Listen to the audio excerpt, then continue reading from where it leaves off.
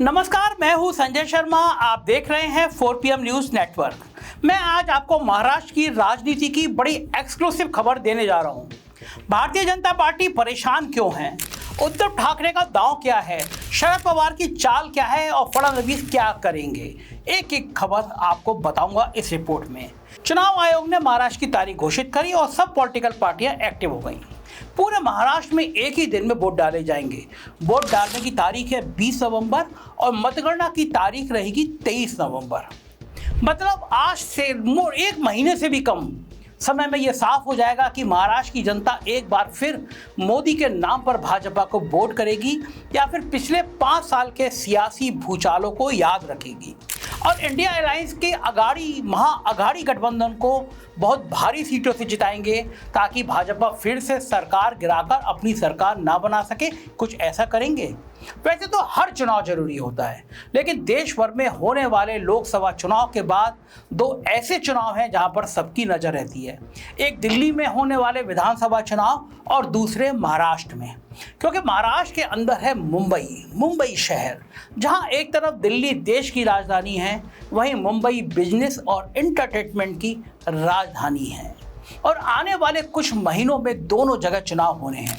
अब चूंकि महाराष्ट्र चुनाव की तारीख की घोषणा हो चुकी है, तो आज महाराष्ट्र की राजनीति को समझ लेते हैं, देखते हैं कौन कितने पानी में है। पहले कुछ यादें ताज़ा कर लेते हैं, क्योंकि पिछले 5 सालों में महाराष्ट्र में बहुत कुछ हुआ है। कई रिश्ते टूटे हैं, दिल टूटा है और कई गठबंधन बने हैं। आपको याद दिला दूं कि 2014 से 2019 तक महाराष्ट्र में भारतीय जनता पार्टी की सरकार थी। 288 के सदन में भारतीय जनता पार्टी के पास खुद की ही 122 सीटें थी और साथ में थी भाजपा की सबसे पुरानी साथी शिवसेना 63 सीटों के साथ। इसलिए आराम से बहुमत की सरकार 5 साल तक चलती रही और फिर इसी तरह मिलजुल कर भाजपा और शिवसेना ने 2019 का चुनाव भी जीता। 105 और 56 सीटें लेकर भाजपा और शिवसेना ने 2014 जितना बेहतर प्रदर्शन तो नहीं किया, लेकिन फिर भी उन्हें साथ में सरकार बनाने से कोई रोक नहीं सकता था, क्योंकि बहुमत के लिए बस 144 सीटें चाहिए थी और इनके पास 161 सीटें थी। बड़ी पार्टी होने की हैसियत से भाजपा का मुख्यमंत्री फिर से बनना तय था। शिवसेना के नेताओं को हमेशा की तरह ठीक ठाक मंत्रालय भी मिलते, लेकिन फिर जो हुआ वो भाजपा सोच भी नहीं सकती थी। भाजपा खुद जोड़ तोड़ में माहिर है, लेकिन उद्धव ठाकरे ने भाजपा का खेल उसी के साथ खेल दिया। चुनाव के नतीजों के 3 दिन बाद शिवसेना ने भाजपा का साथ छोड़ दिया। शिवसेना के नेताओं के मुताबिक वो भाजपा के जूनियर पार्टनर बने नहीं रहना चाहते थे, साथ ही बाला साहब ठाकरे तो हमेशा किंग मेकर की भूमिका में रहे, लेकिन उद्धव ठाकरे अपने और अपने बेटे के लिए एक मजबूत राजनीतिक भविष्य चाहते थे। कांग्रेस और शरद पवार की नेशनल कांग्रेस पार्टी के साथ मिलकर उद्धव ठाकरे ने महाराष्ट्र विकास अघाड़ी गठबंधन की सरकार बनाई और खुद मुख्यमंत्री की कुर्सी संभाली। भाजपा के साथ ये कभी भी संभव नहीं हो पाता कि उद्धव ठाकरे इतनी आसानी से मुख्यमंत्री बन जाते। हालांकि इतना आसान भी नहीं था। एमएलए की जोड़ तोड़ करके औरों को बना बनाया बहुमत बिगाड़ने वाली भाजपा भला अपने हलक से निवाला कैसे जाने देती। एनसीपी के अजीत पवार के साथ मिलकर सरकार बनाने का दावा ठोक दिया। फडणवीस को गवर्नर कोश्यारी ने रातों रात शपथ भी दिलवा दी। सुबह हुई नहीं, हम लोग उठे तब तक शपथ गिराना, लेकिन हर जगह थू-थू हुई, क्योंकि सीटों के आंकड़े इनके साथ नहीं थे। लोग इतने बहुमत में नहीं थे। फडणवीस को 1 हफ्ते के अंदर ही उद्धव ठाकरे के लिए कुर्सी खाली करनी पड़ी। उद्धव ठाकरे ने 2.5 साल के आसपास सरकार चलाई। इस बीच कोरोना महामारी भी आई। उसमें महाराष्ट्र सरकार के काम की पूरी दुनिया में सराहना हुई। बहुत बेहतर तरीके से उद्धव ठाकरे ने इस आपदा में महाराष्ट्र को बचाया। उद्धव और उनके बेटे आदित्य ठाकरे के काम का परंपरागत तरीका शिवसेना से थोड़ा अलग था। शिवसेना हमेशा से कट्टर हिंदुत्व एजेंडा के लिए जानी जाती थी, लेकिन उद्धव चाहते थे कि शिवसेना को हर धर्म की पार्टी के रूप में पहचान मिले। बस इसी मौके की तलाश में भाजपा बैठी थी। जून 2022 में शिवसेना के खास नेता एकनाथ शिंदे अपने साथ 36 विधायकों को लेकर गायब हो गए। पहले गुजरात के सूरत में डेरा डाला और फिर असम के एक रिसोर्ट में। जाहिर सी बात है, सब कुछ भाजपा के साथ मिल बैठकर हो रहा था। एकनाथ शिंदे ने अलग होने का बहाना भी यही दिया। उनके अनुसार उद्धव के नीचे शिवसेना वो हिंदू पार्टी नहीं रही जो होनी चाहिए थी। हालांकि खेल सारा सत्ता का था। एकनाथ शिंदे की मुख्यमंत्री बनने की बड़ी तमन्ना ठाकरे परिवार के नीचे कभी पूरी नहीं हो सकती थी, और दूसरी तरफ भाजपा बस हर हाल में शिवसेना की सरकार गिराना चाहती थी। इसलिए एकनाथ शिंदे केवल 36 विधायकों के साथ मुख्यमंत्री बन गए। वहीं भाजपा के पूर्व मुख्यमंत्री फडणवीस खून का घूंट पीकर उप मुख्यमंत्री बन गए। बनना नहीं चाहते थे, लेकिन नड्डा और बाकी पार्टी पीछे पड़ गई कि डिप्टी सीएम बनो, और बनना पड़ा। सिर्फ यही नहीं, चुनाव आयोग ने शिवसेना का नाम और चुनाव चिन्ह भी एकनाथ शिंदे को दे दिया, क्योंकि ज़्यादा विधायक उधर थे। ना भी होते तो चुनाव आयोग तो गुलामों की तरह वैसे भी रहता है। उद्धव ठाकरे ने बहुत हाथ पैर मारे, हासिल कुछ नहीं हुआ। 2023 में सुप्रीम कोर्ट ने कहा कि गवर्नर को एकनाथ शिंदे और बाकी शिवसेना विधायकों पर कार्रवाई करनी चाहिए थी, और अगर उद्धव फ्लोर टेस्ट से पहले इस्तीफा नहीं देते तो कोर्ट वापस उनकी सरकार बनवा देता। लेकिन ये सब तो सांप निकलने के बाद लाठी पीटने जैसा है। आज का सवाल ये है कि 1 महीने बाद जनता क्या याद रखेगी, क्या भुला देगी। आइए एक एक करके कुछ बड़े कारण देखते हैं जिनकी वजह से महाराष्ट्र का चुनाव किसी भी तरफ जा सकता है।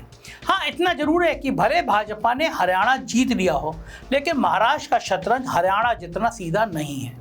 महाराष्ट्र चुनाव का हमेशा से सबसे बड़ा फैक्टर रहा है मराठी अस्मिता, यानी मराठी होने का गौरव। इस गौरव को सबसे बड़ी ठेस लगी जब 26 अगस्त को छत्रपति शिवाजी महाराज की मूर्ति भरभराकर टूट के गिर गई और बताया गया कि इसमें बहुत ज़्यादा भ्रष्टाचार हुआ। ये सिंधुगढ़ इलाके के मलवान किले में लगी थी।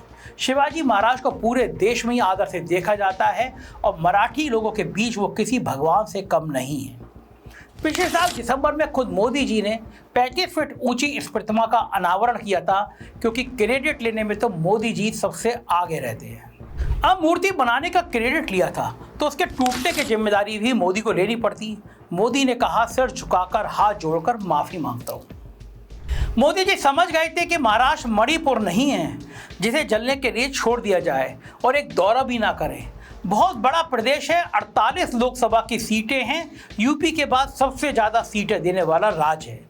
काश मणिपुर के पास भी इतनी सीटें होती तो वो भी मोदी जी को बुला पाता।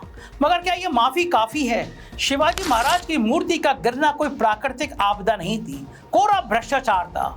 मूर्ति के नट बोल्ट में जंग लगा था, बनाने के डिजाइन में कमियां ही कमियां थी। मूर्तिकार और ठेकेदार को गिरफ्तार कर लिया गया, लेकिन क्या ये काफ़ी है? क्या मोदी की माफ़ी में मराठी मानुस की गंभीरता दिखेगी? मुझे तो नहीं दिखी, आप देखकर बताइए। इस धरती पर आते ही आज मैंने पहला काम मेरे आराध्य देव छत्रपति शिवाजी महाराज में उनके चरणों में सर झुका करके क्षमा मांगने का कर रहा हूं। गर्दन अभी भी तनी हुई है, आवाज में पश्चाताप नहीं है। लग रहा है माफी मांगकर किसी पर एहसान कर रहे हो। अब आप कह सकते हैं कि मोदी प्रधानमंत्री है, उनका इतना कहना काफी है। लेकिन जब बात अस्मिता की आती है तो मराठी मानुस किसी को भी अपने गौरव से ऊपर नहीं देखता। अब ये विपक्ष में निर्भर करता है कि वो इस मुद्दे के साथ जनता से संवाद करेंगे या नहीं करेंगे। अब आते हैं दूसरे सबसे बड़े कारण पर, वो है कि कौन किसके साथ गठबंधन में है। शिवसेना की हम बात कर ही चुके हैं। एकनाथ शिंदे ने बहुत कोशिश की, ये दिखाना चाहा कि बाला साहब की विरासत के असली हकदार वो हैं, मगर जनता ने तो बाला साहब के भतीजे राज ठाकरे को ही उनकी विरासत का हकदार नहीं माना। 2006 से आज 18 साल हो गए, राज ठाकरे अब भी हाशिए पर ही बैठे हैं। तो फिर एकनाथ शिंदे को असली शिवसेना और बाला साहेब का उत्तराधिकारी जनता कभी नहीं मानेगी। लोकसभा के चुनाव में उद्धव ठाकरे की शिवसेना को 9 सीटें मिली, वहीं एकनाथ की शिवसेना को 7 सीटें। लेकिन ये जितनी कांटे की टक्कर लग रही है उतनी थी नहीं।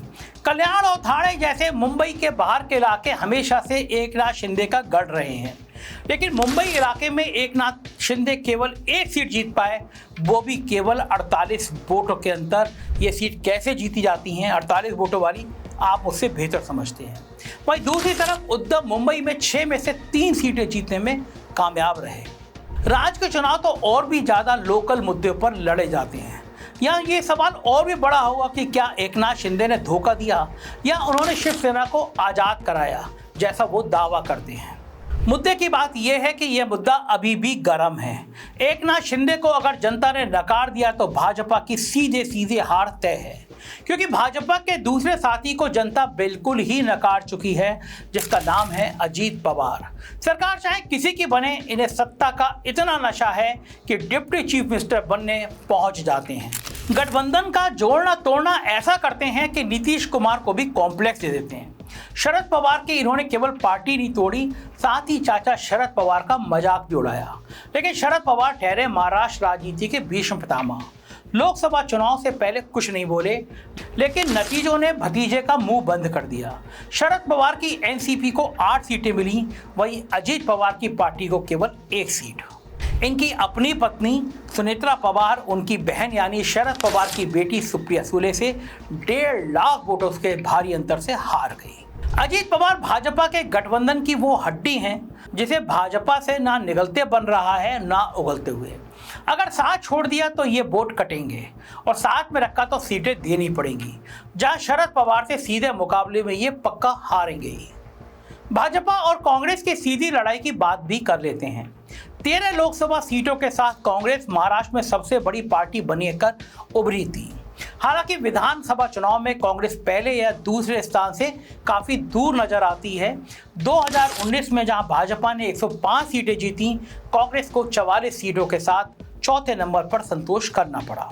हरियाणा में हार के बाद कांग्रेस की बार्गेनिंग की ताकत भी घटी है। देखने की बात यह होगी कि शरद पवार और उद्धव ठाकरे कांग्रेस को कितनी सीटें लड़ने के लिए देते हैं। कांग्रेस के अंदर ये मंथन का विषय रहेगा कि क्या वो शिवसेना और शरद पवार की जूनियर पार्टी बनना पसंद करेगी। समाजवादी पार्टी के मुखिया अखिलेश यादव ने भी अपना दावा ठोक दिया है। वो 8 से 10 सीटें चाहते हैं, जिसमें सौरभ भास्कर के पति फहद भी चुनाव लड़ने के मूड में हैं। या फिर कांग्रेस कोई पैतरा लगाकर कम से कम बराबरी का सौदा अपने लिए निकालेगी, ये भी लोग सोच रहे हैं। साथ ही कांग्रेस को महाराष्ट्र में एक लोकल चेहरे की जरूरत है।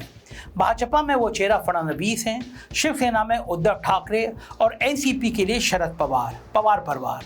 वहीं कांग्रेस ने अपने बूढ़े, हारे और थके हुए अशोक गहलोत को महाराष्ट्र चुनाव का ऑब्जर्वर बनाया है। यही गहलोत जी हरियाणा के ऑब्जर्वर भी थे और पहले खुद राजस्थान चुनाव हार गए थे। अगर कांग्रेस के अपने टोपी से कोई नया कबूतर नहीं निकाला और इस तरह दांव चलती रही तो महाराष्ट्र में उसके लिए सरकार बनाना तो दूर, वजूद की लड़ाई लड़ने की नौबत आ जाएगी। बहुत मेहनत करनी पड़ेगी महाराष्ट्र में कांग्रेस को। राहुल गांधी को जरूरत है कि वो हर राज्य में एक नए चेहरे को तलाश करें, ऊर्जा से भरे हुए चेहरे को तलाश करें, उन्हें मौका दें। लोकसभा चुनावों में भी संविधान को खतरे वाली बात ने कांग्रेस को भाजपा के ऊपर महाराष्ट्र में बढ़त दिला दी थी। लेकिन आने वाला चुनाव लोकल चेहरे और लोकल मुद्दों पर लड़ा जाएगा। और ऐसा नहीं है कि लोकल मुद्दे नहीं हैं। शिवाजी महाराज के बाद सबसे बड़ा मुद्दा है रोजगार का। पिछले कई सालों से एक मुद्दा बार बार उठ रहा है। सारे नए उद्योग धंधे महाराष्ट्र को छोड़कर गुजरात जा रहे हैं। 2022 में वेदांता और फॉक्सवैगन मिलकर महाराष्ट्र में सेमीकंडक्टर की फैक्ट्री लगाने वाले थे। सब कुछ फाइनल था, लेकिन अचानक उन्हें गुजरात सरकार से करार कर लिया। $20 बिलियन का यह प्रोजेक्ट महाराष्ट्र के हाथ से निकलकर गुजरात पहुंच गया। यह अचानक हुआ या इसके पीछे मोदी और शाह की राजनीति थी, ये शोध का विषय है। क्योंकि इसके कुछ महीने पहले ही महाराष्ट्र के गवर्नर कोश्यारी ने बयान दिया था। उनका कहना था कि मुंबई के उद्योग में बड़ा योगदान गुजराती, राजस्थानी और मारवाड़ियों का है। अगर वो चले जाएं तो मुंबई वित्तीय राजधानी नहीं रहेगी। प्लानिंग के तहत दिया गया बयान था। महाराष्ट्र की भाजपा सरकार ने इस बयान से किनारा करने की पूरी कोशिश करी, कामयाब नहीं हुए। ये बयान महाराष्ट्री मानुष के दिल पर लगा। लेकिन सब जानते हैं कि हमारे देश में गवर्नर सीधे सीधे केंद्र सरकार का प्रतिनिधि होता है। ना तो मोदी जी ने खुद बयान का खंडन किया और ना अपने गवर्नर पर कोई कार्रवाई की। वेदांता का सेमीकंडक्टर प्रोजेक्ट शिफ्ट होना कोई अपवाद नहीं था। कुछ हफ्ते बाद ही 30 अक्टूबर 2022 को मोदी जी ने टाटा एयरबस एयरक्राफ्ट बनाने की आधारशिला गुजरात में रख दी। 22,000 करोड़ का यह प्रोजेक्ट पहले नागपुर में लगना था। उसके बाद सेफ्रॉन नाम की फ्रेंच कंपनी ने भी नागपुर से अपना प्रोजेक्ट हटा लिया। एक के बाद एक उद्योग धंधे महाराष्ट्र से जाने लगे और गुजरात जाने लगे। 2017 में महाराष्ट्र वो राज्य था जिसमें सबसे ज़्यादा फैक्ट्री थी। इसी साल गुजरात आगे निकल गया और उसने महाराष्ट्र से 193 फैक्ट्रियां ज़्यादा हासिल कर ली। 2019 आते आते ये अंतर बढ़कर 2800 फैक्ट्रियों से भी ज़्यादा हो गया और ये फासला लगातार बढ़ रहा है। इस बात से साफ है कि मोदी सत्ता तो हर राज्य में चाहते हैं, लेकिन सत्ता का सुख बस गुजरात को देना चाहते हैं। मोदी जी के दो खास दोस्त अंबानी और अडानी भले रहते मुंबई में हैं, लेकिन दोनों गुजराती हैं। घर मुंबई में भी और घर गुजरात के अहमदाबाद में भी। अडानी अहमदाबाद में रहते हैं, अंबानी मुंबई में रहते हैं। इनकी बड़ी बड़ी फैक्ट्री भी गुजरात में ही हैं, चाहे अंबानी का जामनगर प्लांट हो या फिर अडानी का मुद्रा पोर्ट, दोनों गुजरात में हैं। रोजगार के अलावा भी बहुत सारे मुद्दे हैं। मुंबई आजकल एक गैस चैम्बर में बदल रही है। वो तो साथ में समंदर है, इसलिए कुछ हद तक बचाव है, लेकिन फिर भी हर जगह तो कंस्ट्रक्शन में मुंबई में सांस लेना दूभर हो गया है। भाजपा सरकार के पास इसका कोई हल दिखाई नहीं दे रहा। सवाल बस ये है कि विपक्ष इस मुद्दे पर जनता को अपने साथ जोड़ पाता है या नहीं। जब दिल्ली में केजरीवाल महिलाओं के लिए बस की सवारी मुफ्त करते हैं तो भाजपा और मोदी उसे फ्री की रेवड़ी बताते हैं, लेकिन पहले मध्य प्रदेश में लाडली बहन योजना और महाराष्ट्र में लड़की बहन योजना के तहत सीधे खाते में हर महीने कैश का लुभावना वादा कर रही है। ये वादा भाजपा को लगता है कि उसके पाले में महिलाओं को घुमा सकता है। ऐसे ही युवाओं के लिए लड़का योजना बनाई है। उनको लगता है कि नौजवान उससे इस योजना की तरफ आ जाएंगे, लेकिन अगर सच्चे और सटीक सवाल पूछे जाएंगे तो भाजपा को पसीने आ सकते हैं। पिछले 10 सालों में से 8 साल भाजपा की सरकार रही है, लेकिन हर पैमाने में मराठी मानस की दुर्दशा बढ़ रही है। अब ये जनता को देखना है कि आने वाला चुनाव सटीक मुद्दों पर लड़ा जाएगा या खोखले वादों पर। आप मेरे साथ कुछ ऐसी ही तीखे सवाल सरकार से पूछते रहिए, जनता को हकीकत बताते रहिए। कैसी लगी बातचीत जरूर बताइएगा। आपकी राय का इंतजार रहेगा। शुक्रिया, थैंक यू।